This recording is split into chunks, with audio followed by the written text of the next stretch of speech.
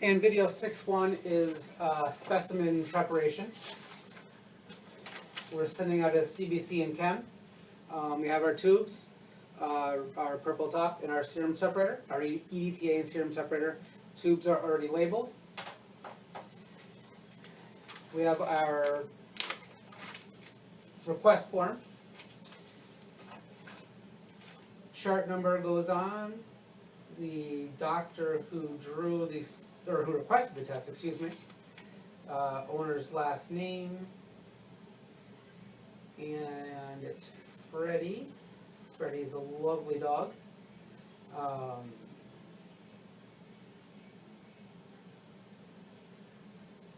Today's dates. Canine. Freddie is a Labradoodle. Crazy guy. He is a castrated male, and he's 4 years old, and it is Super Chem and CBC to the lab. So once your form is filled out, like I said, you get all your information on the top and your test over here. Comes apart. Top part goes to the lab. Bottom part stays with us for our records. Samples go in the bag with the test, zip locked up, and goes in the fridge until the lab picks up a little bit later on, or actually in this case tomorrow. They picked up already. And that's sample preparation. Video 6.2, maintenance of hospital equipment. We've got our vet scanner VS2 chemistry machine. Maintenance is pretty simple on this machine, actually. Just unplug it. There's a filter in the back. That's the main thing that needs to be checked on a regular basis. It does accumulate a lot of hair and dust. You pop off the back panel, take out the filter, run it over to the sink, rinse it out in the sink. And I like to grab a paper towel and kind of pat it dry. Another thing I like to do with this machine is grab a cotton swab and kind of get all the the crusties out of there. It does, even under the filter, there we go, accumulate a little bit of hair, a little bit of dust and grime. The machines, aren't cheap, so I do like to make sure that they are cleaned good enough, and that actually looks pretty good now. There we go, put that last little clump out.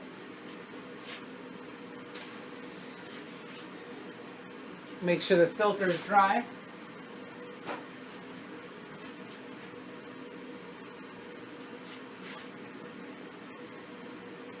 And these dry pretty quick, so then you just pop it back on. Easier said than done sometimes.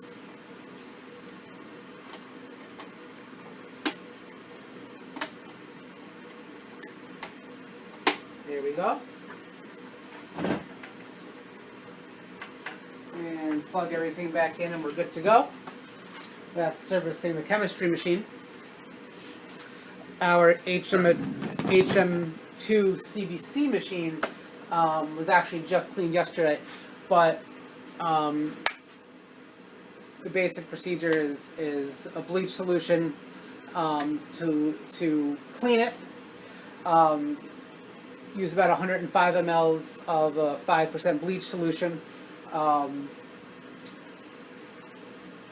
in distilled water. It's 5 mLs of bleach actually for every 100 mLs of distilled water. And then you run it through the machine, you connect the tubing to it, run the machine through, cleans it out, change the reagent pack, run a blood sample, keep it working nice and keep it working properly so that we get proper blood samples from it. And That's our chemistry machine and our CBC machine in a nutshell. And this is video 6.3, serological testing. We're going to run a 4DX test. We have our test itself, our tube, our blood sample, and our conjugate. So for the 4DX, 3 drops of whole blood and 4 drops of conjugate in our tube. So we'll go ahead and do that right now.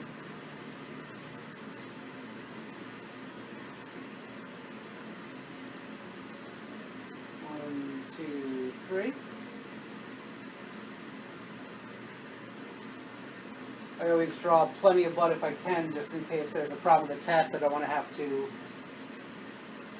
poke the poor guy more than once, but if not needed. Our conjugate, 2, 3, and 4.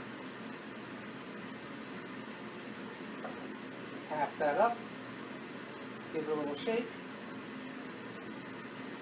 And then the test, there's a well right there that the sample goes in.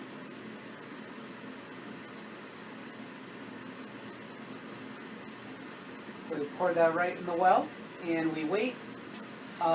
The sample will slowly flow up the test, and once it gets to the little indicator circle, we snap the test, and that releases the test liquid itself, basically, and gives us our test. The 4DX test takes 8 minutes to read. Hopefully it comes back negative.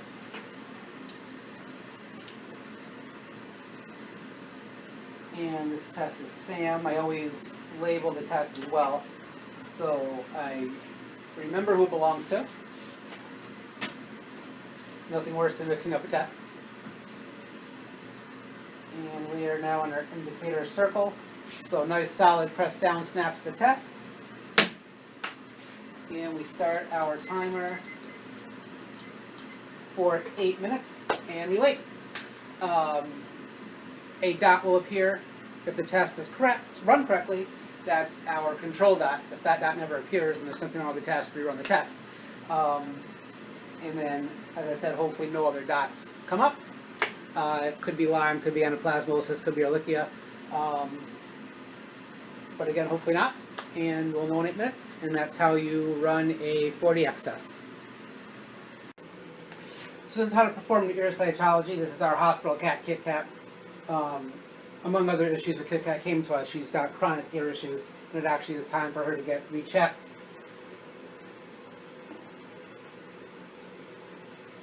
Ear goes straight up, swab goes in, get our sample, and that's our right ear. And she's a pretty good girl, usually. She can be a bit temperamental. Ear goes up, swab goes in. And that's our left ear, and I like to break the swab to kind of form an L for our left ear. Thank you, Kit Kat. You can go back to playing in your room. She kind of gets the run of the place at times. Actually, more often than not. And we get our slide. I always start right then left, just so I don't forget which is which. Roll on the right slide, or right swab, excuse me. And then leave a space and roll on the left swab.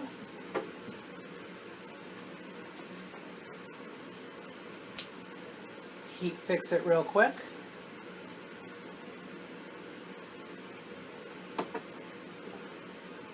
And then we proceed to stain. You want to either wear gloves or use a hanger of some sort. Clothespin, excuse me, is what I'm trying to say. I prefer to use a clothespin.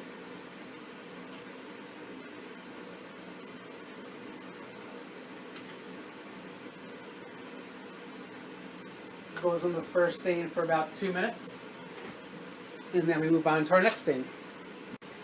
Okay, it's been about 2 minutes now.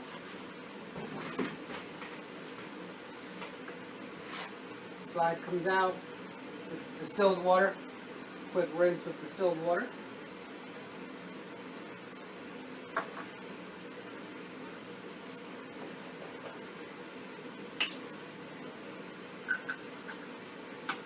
Goes into our next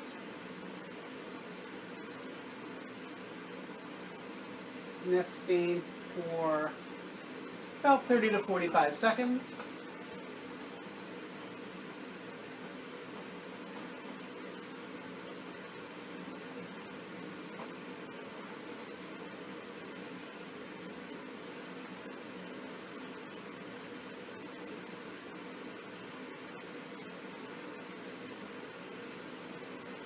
Okay.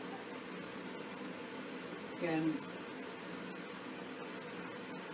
rinse it off with some distilled water. And then into our final stain, again for about 30 to 45 seconds.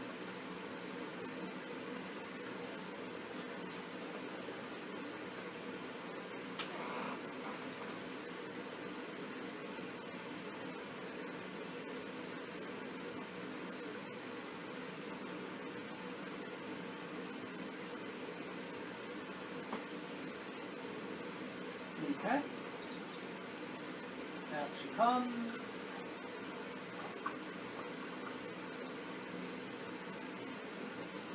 Rinse it off again with distilled water.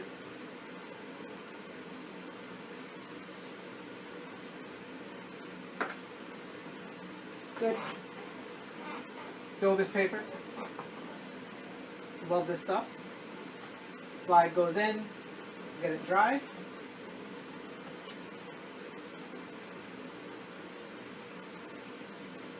And I'll usually do it in a couple different pages just to make sure that we do get the slide nice and dry. Okay, looks good. Then we come over to our microscope and we start looking.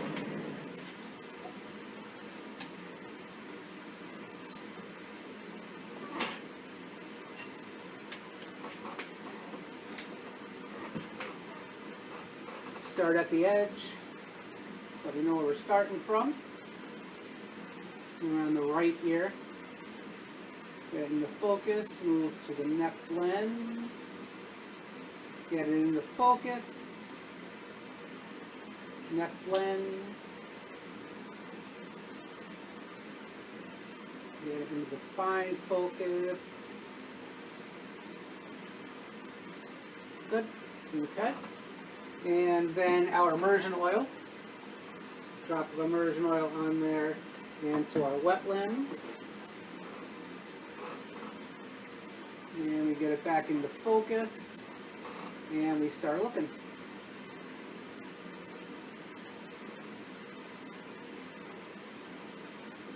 Again, this is the right ear.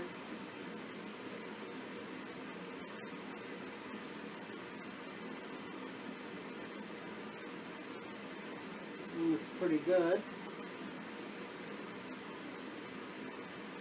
which is a good thing because the right ear tended to be her good ear most of the time anyway. Occasionally she had a problem with her right ear, but it was mostly her left. Her right ear looks pretty good. One more swipe here. Okay.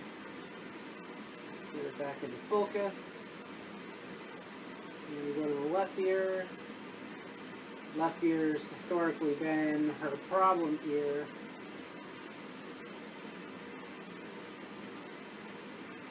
And her left ear looks pretty good as well. So far, anyway. Well, actually, we see a little bit of cock's eye. Oh, there it is. A little bit of cock's eye in the left ear.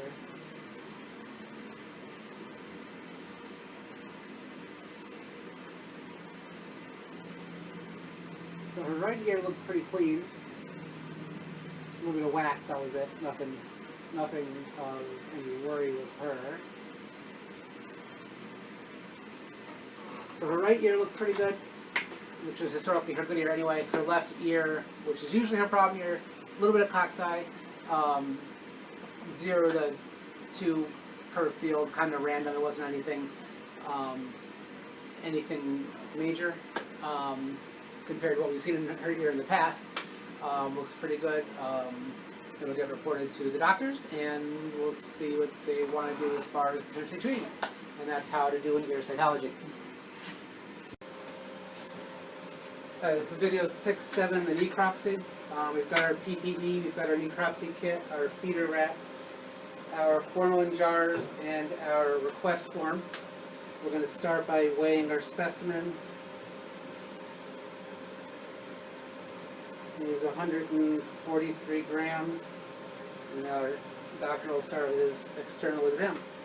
So the first thing that we do is look kind of carefully on the outside on if there's any special markings, if any lesion, the body condition. This rat seemed to be in fairly good body condition. There's no specific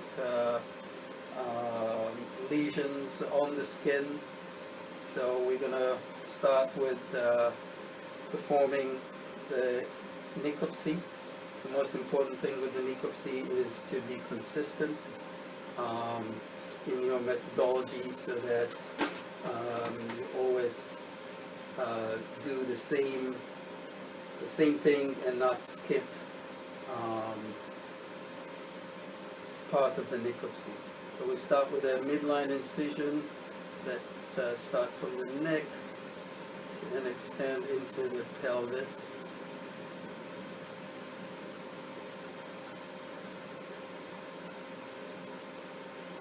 And then we extend that around the axillary region on one side.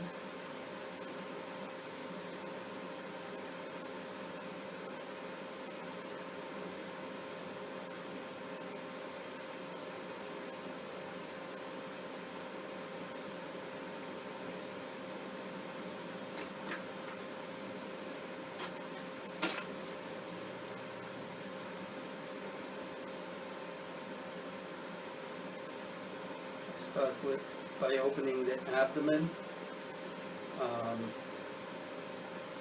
Carefully, initially not disturbing anything that I see, just to look through it and extending it through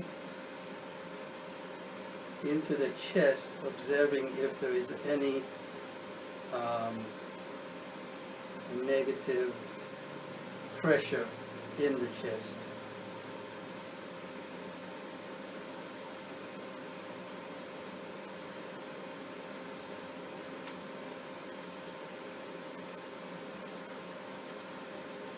As we get through the diaphragm, we want to see that there is a negative pressure in there, as it normally does. In a big animal, you might need instrument to get through the rib cage. In this case, you can just cut it with scissors.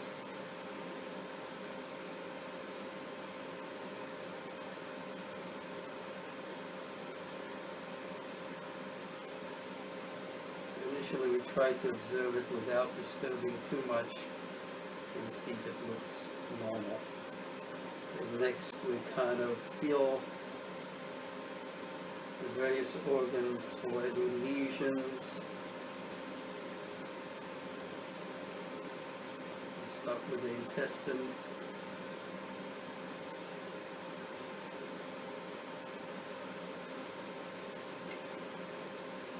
Spleen, kidneys,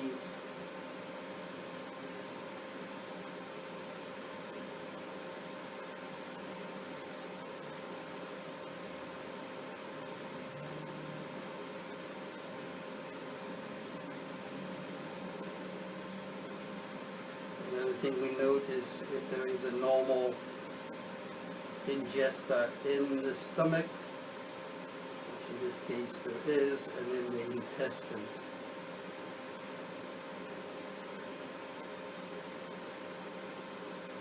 At this stage I'm going to start taking samples of tissue.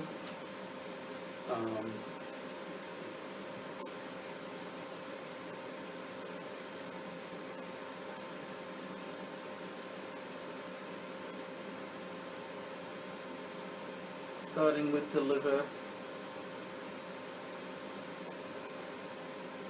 I don't see any abnormal lesion on the liver.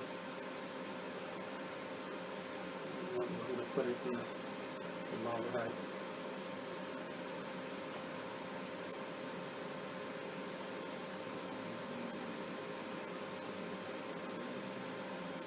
So I'm going to look at the kidney.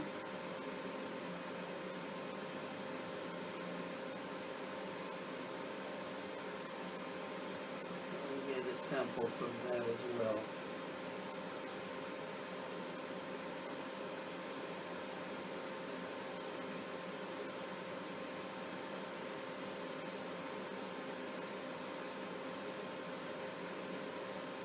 After observing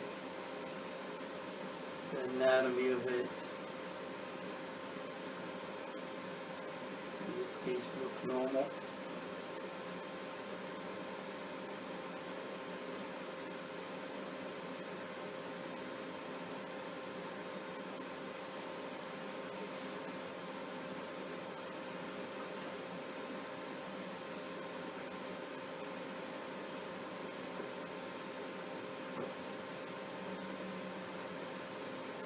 With the spleen, it was about normal size and consistency, no lesion on it. I'm going to take a sample of it.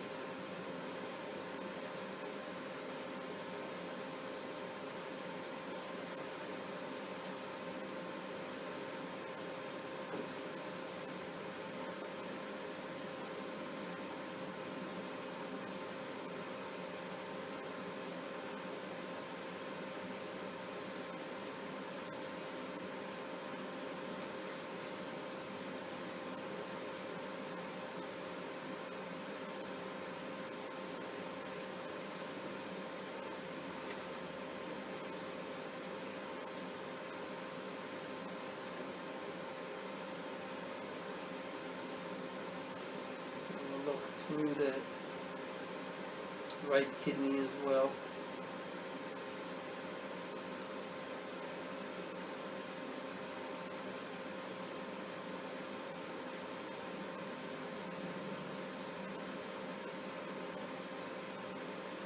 That looks normal. I'm going to take another sample of it.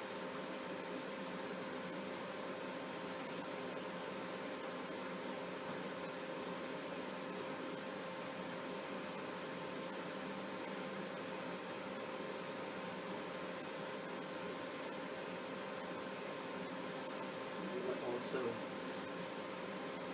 take a sample of the stomach, including the normal ingesta in the stomach.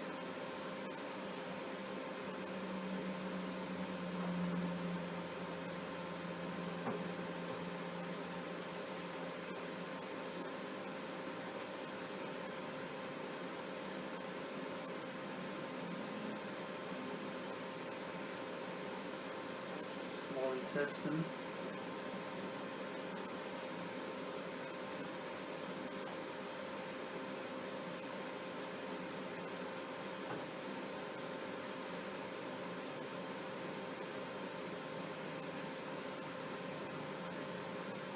And the large intestine.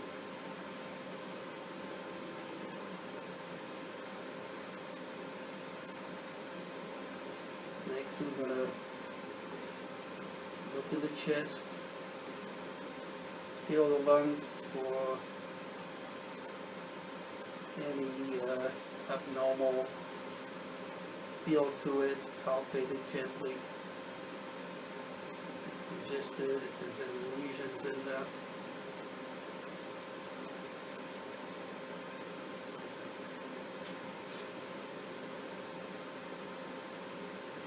Take a sample. One thing to note when you take a sample of the lung is to see if it floats. And you put it on top to see if there's if it's aerated as it normally should be. It is floating. Next we'll look into the heart.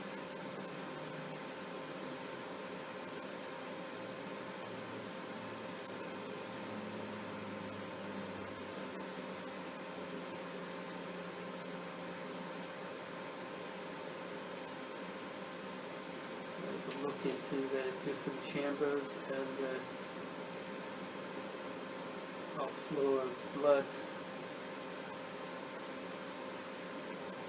And it does look fairly normal.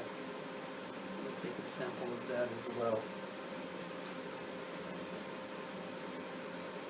So in this case, didn't find anything really that abnormal.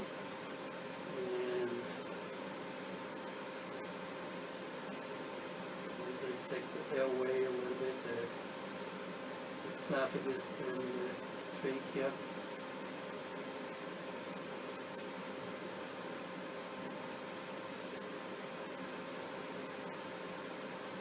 And that concludes the sampling. In the next stage we will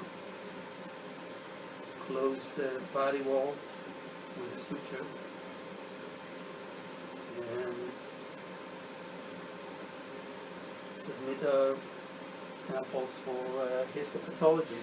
And once we're at that stage, I take the sample jars, I label them accordingly, patient's name, any identifying information we need, the samples that are in the jar, fill out our form, and then we ship them on their way to the lab. And that's our necropsy.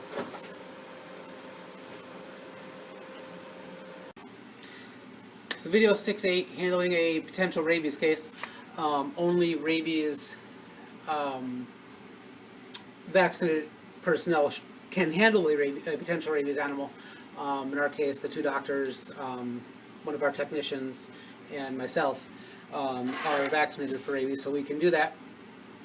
The rabies lab needs a sample of the brain, and generally we just send the head. Once the animal is euthanized, we cut off the head, making sure the brain stem's included. In our case, the lab is actually only a couple miles away. We package the head up with some ice packs, and one of us just drives it over there. In most other cases, the head gets shipped, should be put on ice, overnighted to the lab.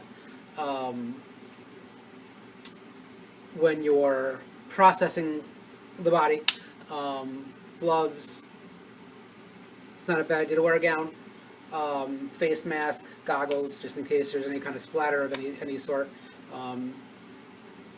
For the PPE, like to be completely safe. And as far as the remains go, double bagged and ideally cremated. In certain spots in New York, you can double bag and bury as long as you follow the protocol of wherever you live, but in general, double bagged and cremated is what happens with the remains, and that's the rabies protocol. Video 6.9, collection of a vaginal cytology. Just going into a clean area real quick.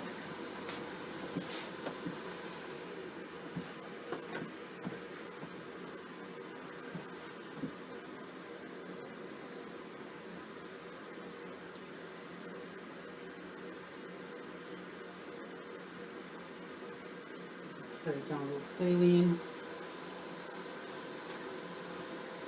We've got our sterile swabs.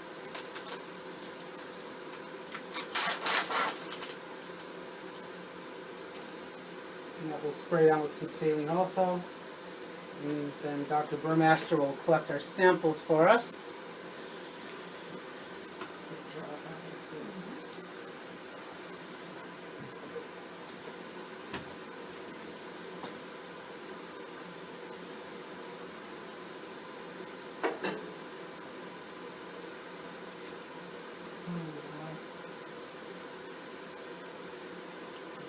Inserted, rolling it around for the samples, and that's all we need there. Thank you very much. Better than the first. Thank you. And I'm all set with Maya. Thank you guys. And we just roll our samples onto our slide, and we will let our slides dry and then stain. Our vaginal slide has dried. It's just finishing up in the first stain. It's going to stay here for 2 minutes, and the 2 minutes is just about up now.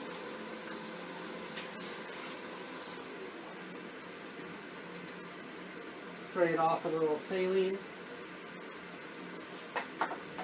into our next step for 30 to 45 seconds.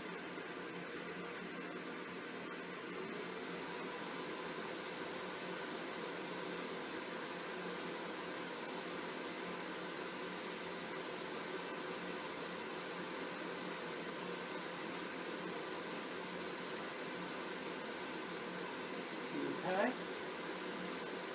Again, a saline rinse. And then in our last steam, again for 30 to 45 seconds.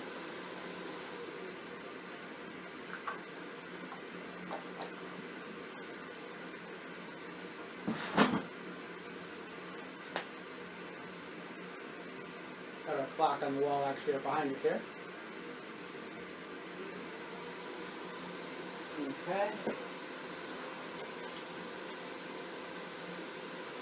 When you're dealing with the stains, ideally you want to use gloves.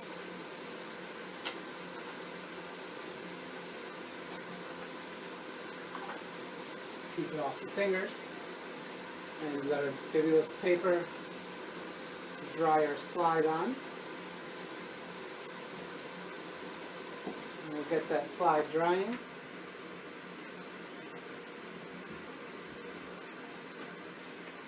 And then we'll take a look on the microscope and see what we see here.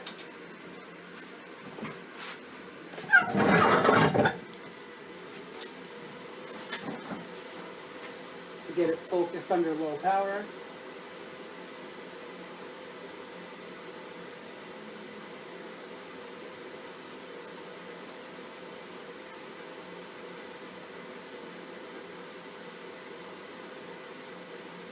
And we go up to our next and refocus.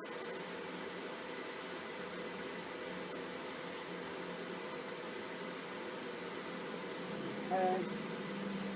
And then up one more time and refocus again. And then we can start looking around at our slide.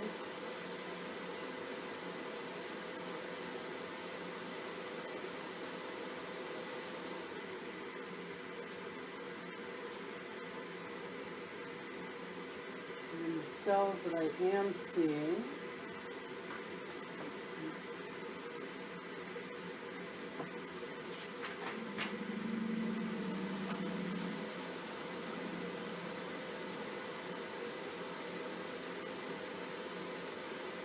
are mostly intermediate cells.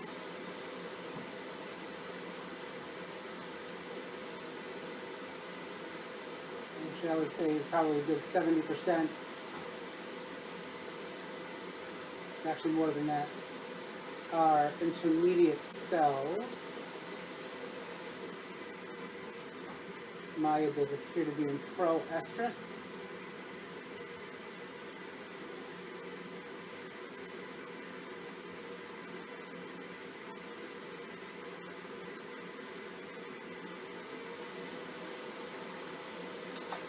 So the cells I mainly see are intermediate cells. Maya does appear to be in pro-estrus. And in the vaginal smears, what we're looking for are the stages of estrus. Pro-estrus, we're looking for intermediate cells and neutrophils, which is mostly what our Maya was in, was a pro-estrus. Estrus, we're looking for mostly superficial cells, meant to have some small pyknotic nuclei. Diestrus, you're going to see a lot of parabasal intermediate cells with a pretty good decrease in superficial cells, and anestrus is predominantly the parabasal and intermediate cells, and that's basically what we're looking for in this instance. Okay, so this is video 610, cross-matching. I've got my samples from both donors. They're already spun down, and I'm about to pipette off the serum.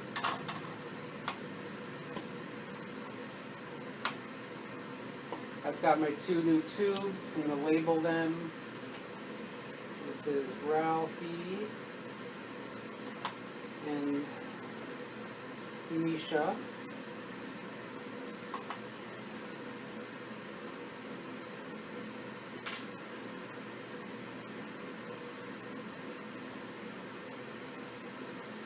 And there's Ralphie, almost there. There we go.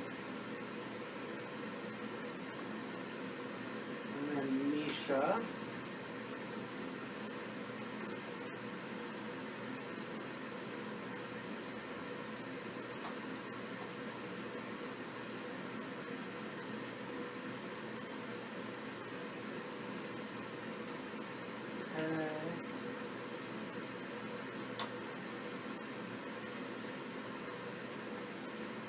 So once we do that, we're going to pipette, off the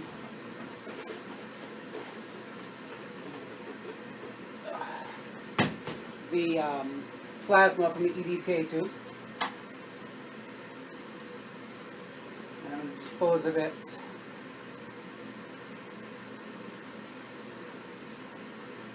in this cup here,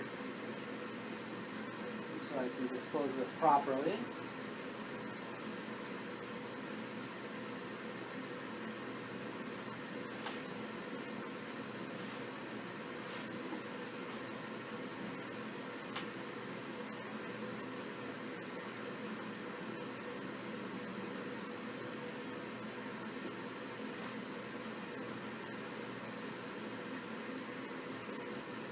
Okay.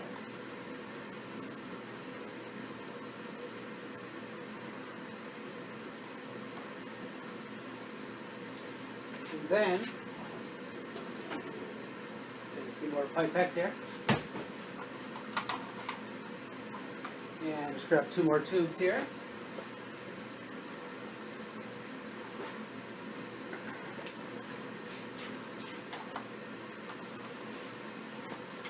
We've got Misha again.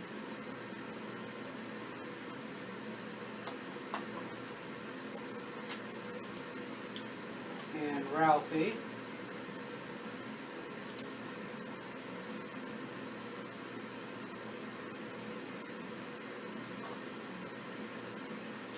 So from Ralphie, we're going to take a couple of drops of red blood cells.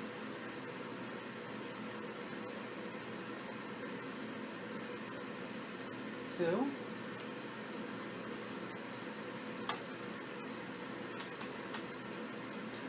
And we're going to do the same with Misha.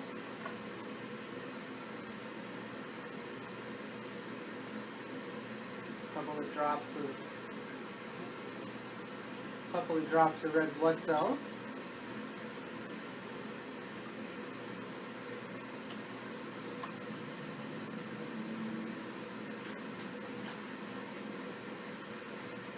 And then we're going to fill the tube with saline.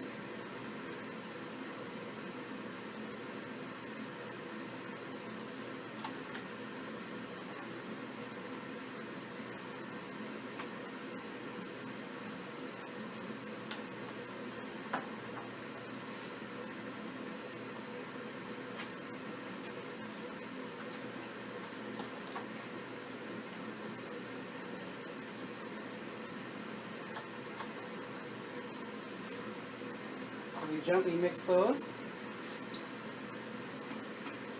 and we're going to centrifuge them down for a minute at 3,400 RPMs, And we're going to do that 3 times total to rinse them down. Okay, so the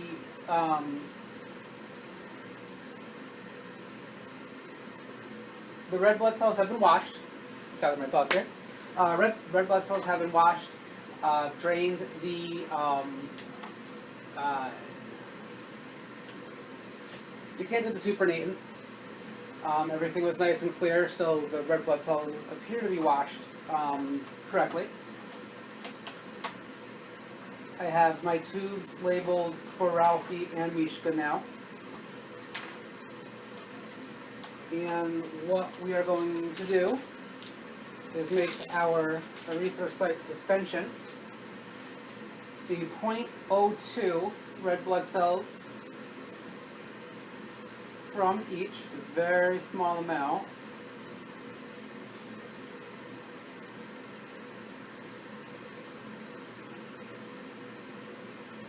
.02.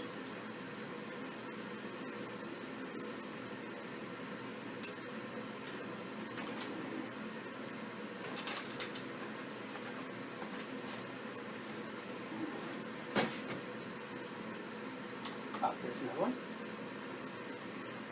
Okay, and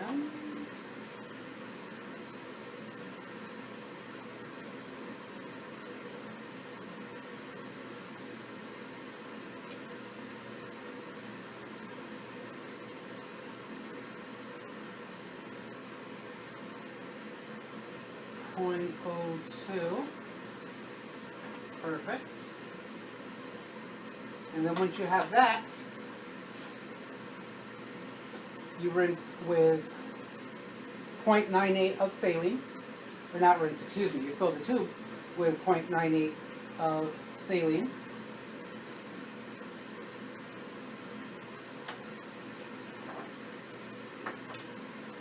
There's the first one.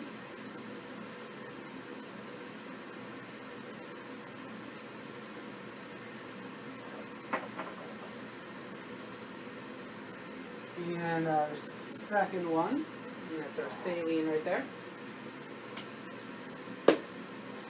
And then I just like to cap them again just to make sure everything stays kosher. We've got our new tube.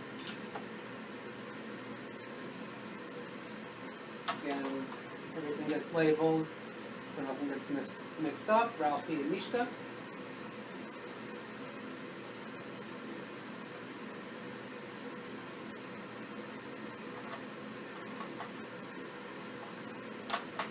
Okay, everything looks good. And we've got Mishka. So what we do now is in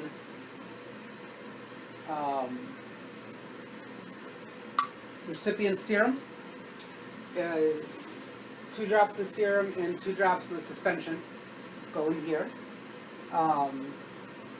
2 drops of Mishka's serum, 2 drops of Ralphie's suspension.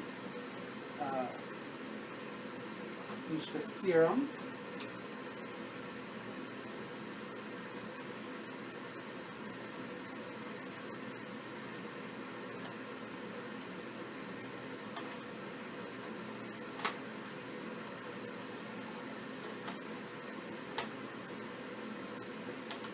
This one, Ralphie's suspension.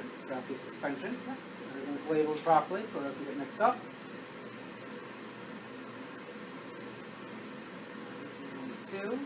Okay. Tap Ralphie's suspension back up. And this, again, is Mishka's suspension with Ralphie's serum.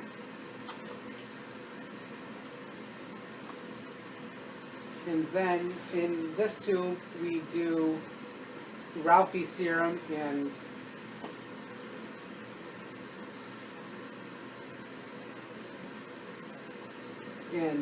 Mishka's suspension, excuse me. So we've got Ralphie serum.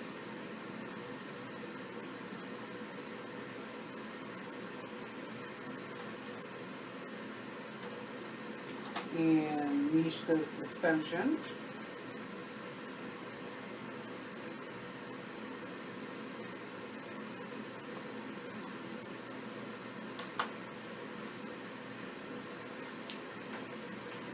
And again, that's Ralphie's serum and Mishka's suspension.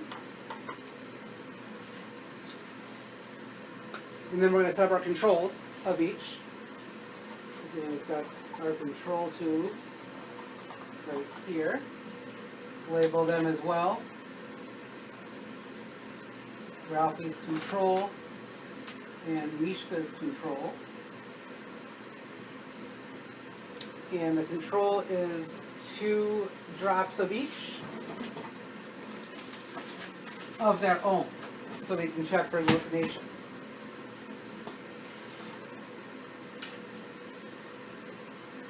So Ralphie, 1, 2,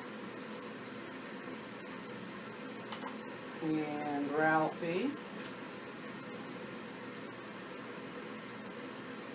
1, 2. Okay. And again, that's Ralphie's control. And then Mishka, same thing. 1, 2.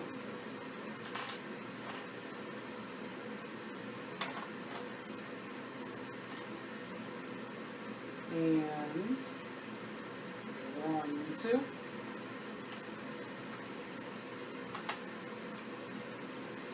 And then that's Mishka's control, and then Ralphie's control.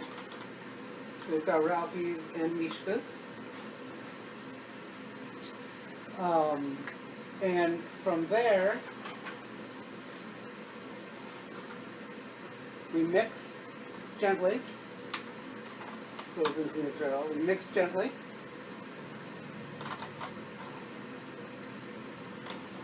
And we're going to let incubate for 30 minutes.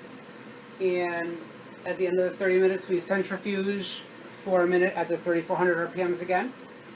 And then we start looking for our agglutination and see if these guys are matches. So we are now going to incubate for the 30 minutes and then spin for a minute.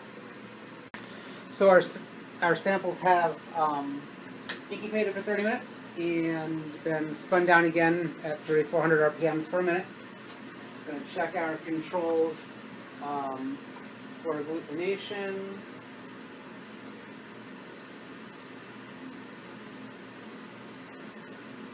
Mishka's looks pretty good.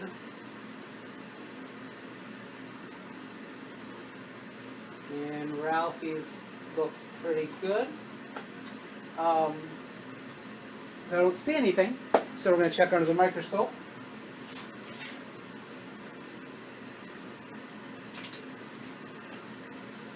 We have our slide, and what we're going to do is put a small amount from one of the tubes on a slide and take a look under the microscope and see if we see any agglutination under the microscope.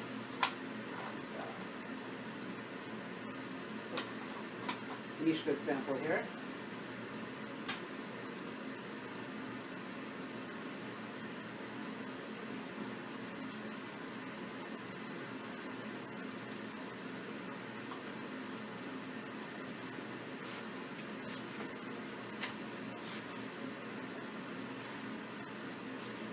Got our sample. Come over here to the microscope now.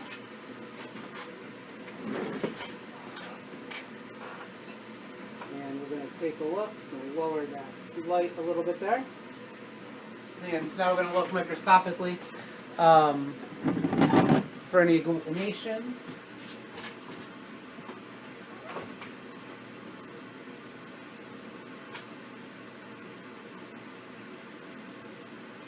Get it into focus here.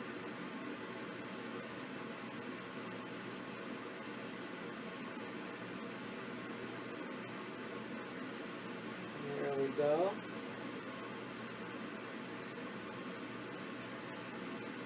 And take a look around the sample.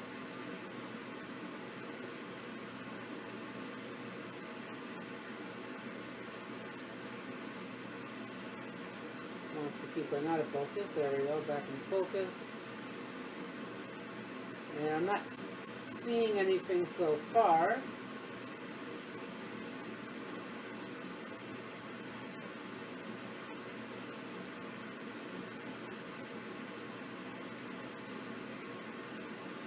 And so far so good, sample looks pretty good.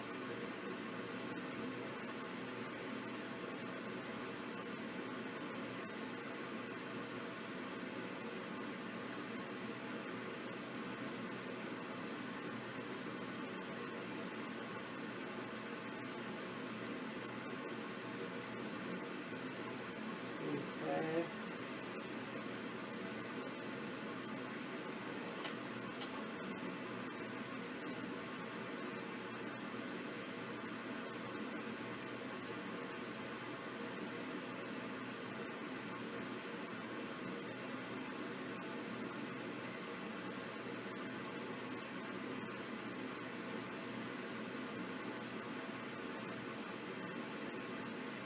And from what it appears, it looks like we are pretty good. Yeah. Okay. It doesn't appear to be an agglutination. I don't see anything. It would appear to be a good match. You can check the minor cross match as well, the same way. Make your slide, check under the microscope, look for the agglutination. But it would appear that these two patients are a match, and that's how you complete your cross-matching. Alright, now we're going to demonstrate skin scraping. We've got our slide. Prepare it with some mineral oil. And our 10 blade.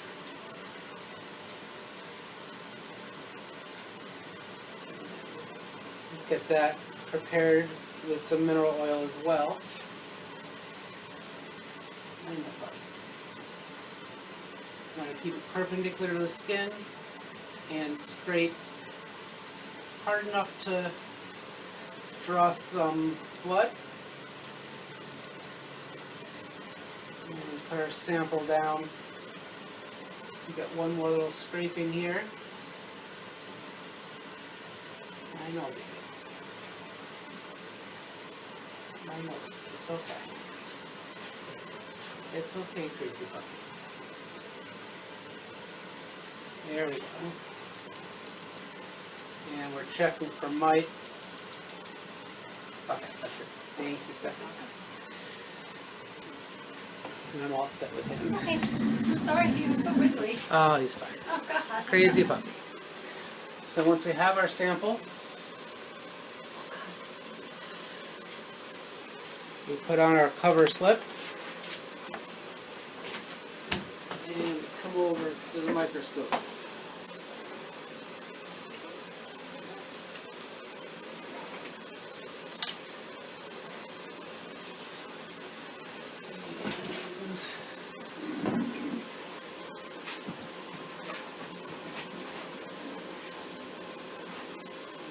Our slide in focus. There we go. Start looking through the slide.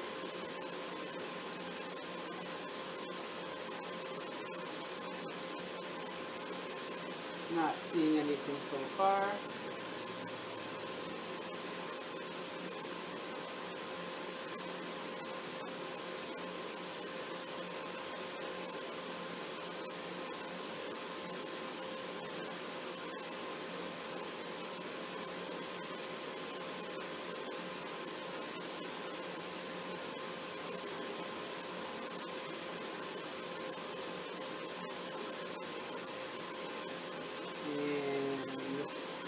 Looks pretty decent.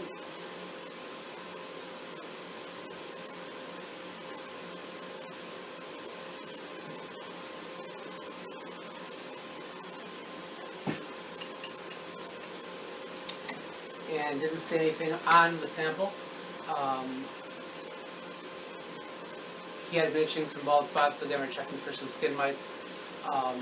Use the 10 blade, use the mineral oil to prepare the slide. some mineral oil on the blade, scrape the skin until you get a little bit of blood to get the proper sample that you need. Cover slip, look at it under the microscope, and that's your skin scraping.